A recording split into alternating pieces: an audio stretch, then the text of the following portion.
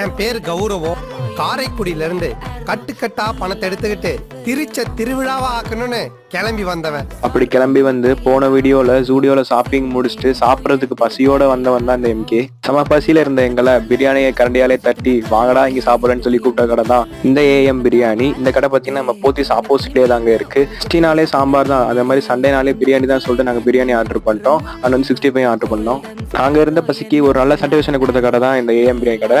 வயிறார சாப்பிட்டு மனசார வாழ்த்திட்டு நாங்கள் அங்கேருந்து கிளம்பிட்டோங்க அது ஷாப்பிங் பண்ணுறதுக்கு. தீபாவளி வரதுக்கு ஒரு வாரத்துக்கு முன்னாடி ஷாப்பிங் பண்ணாலும் தீபாவளிக்கு முதல் நைட்டு போகிறதாங்க ஒரு ஷாப்பிங்கு. ஃப்ரெண்ட்ஸோட ஃபேமிலியோட நல்லா ஜாலியாக வைப் பண்ணிட்டு என்ஜாய் பண்ணி ஒரு திருவிழா மாதிரி இருக்குங்க. எதுவுமே வாங்கலைனாலும் அந்த நைட்டே வந்து ஒரு நியூ இயர் மாதிரி இருக்குங்க. எல்லாருக்கும் திருச்சினா அக்கறை வரிசல் அண்ட் மலைக்கோட்டை சொல்லலாம், ஆனால் எனக்கு திருச்சினா சாரதாஸ் தாங்க. எப்படி சென்னைக்கு ஒரு சரணா சோசோ அதே மாதிரி நம்ம திருச்சிக்கு சாரதாஸ் தாங்க. ஒரு ட்ரெஸ் மால்னே சொல்லலாம்ல. கட்டப்பை கிடைக்காத கவலையெல்லாம் கர்த்தரை கும்பிட்டு காரைக்குடி கிளம்பிட்டாங்க. Bye from MK.